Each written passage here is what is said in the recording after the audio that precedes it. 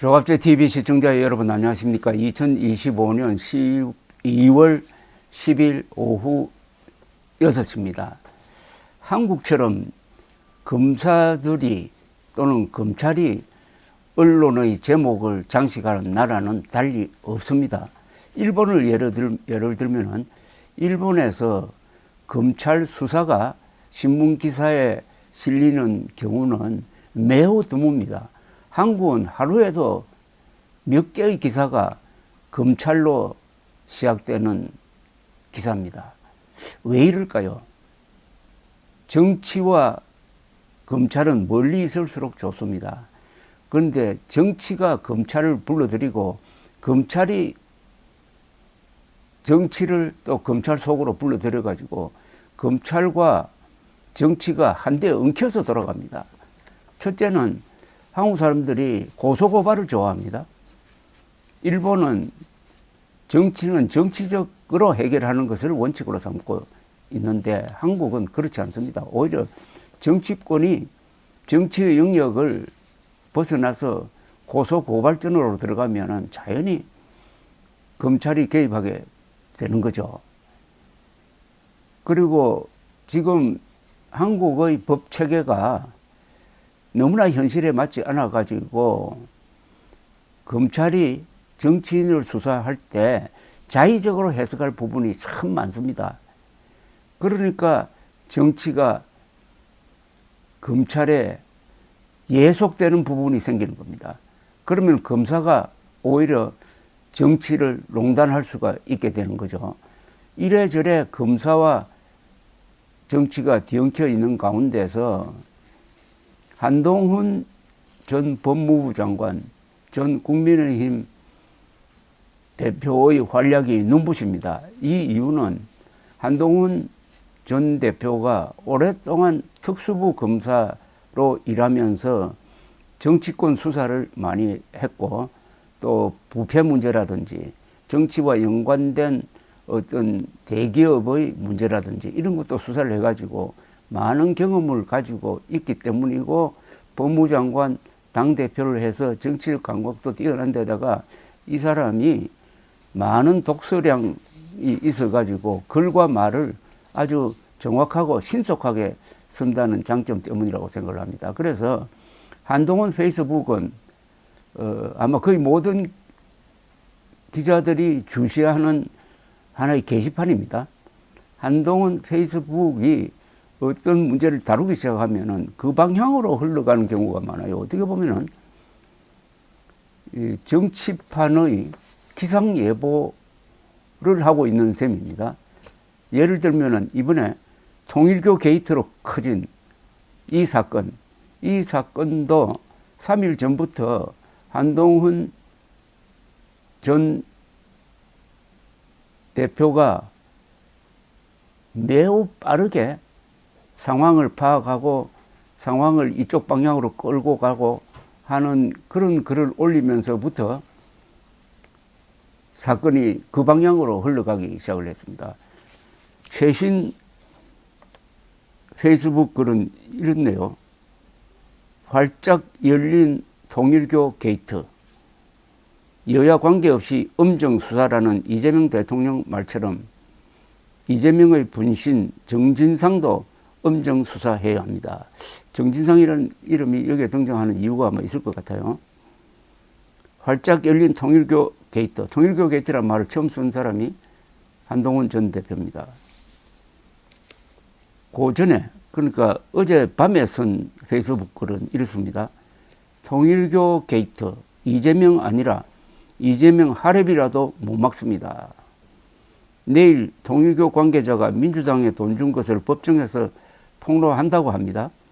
통일교가 민주당에 돈 준 것 폭로 못하게 입틀막 하려고 민중기 하청 특검이 몇 달간 사건 뭉갰고 이재명 대통령이 12월 2일, 9일 통일교 해산으로 입틀막 협박했습니다. 민주당 돈 준 거 불면 죽인다 이거죠. 그런데 이제 이재명 아니라 이재명 하랩이라도 통일교 게이트 못 막습니다. 언론 등에서 녹취도 확보했다고 합니다. 조중동뿐 아니라 한겨레 JTBC도 단독 기사를 쏟아내고 있습니다. 통일교 측에 말씀드립니다. 혹시라도 이재명 대통령 협박 때문에 말 바꾸면 나중에 더 힘들어지고 감당 못할 것입니다. 이미 녹취까지 나와 있으니까요. 다 틀어놓고 국민에게 맡기십시오. 오늘 이재명 대통령은 통일교로부터 민주당 측이 돈을 받았다는 사안과 관련해 가지고 여야 불문하고 직위 고하 불문하고 엄정 수사하라는 지시를 내렸습니다.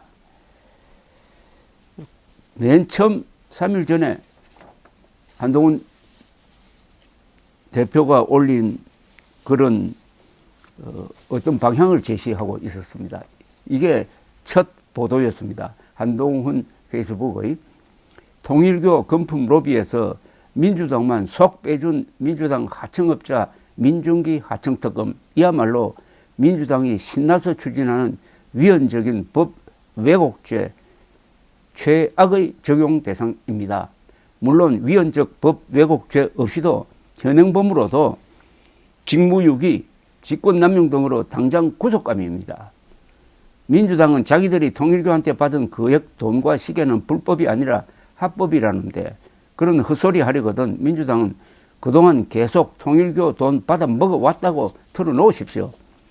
앞으로 민주당 입당하면 수천만 원 금품과 수천만 원 현금과 명품 시계 받아 먹어도 되는 겁니까? 통일교 돈 시계 받은 사람들 과로하고 이미 그 충격적인 실명들이 다 알려져 있습니다.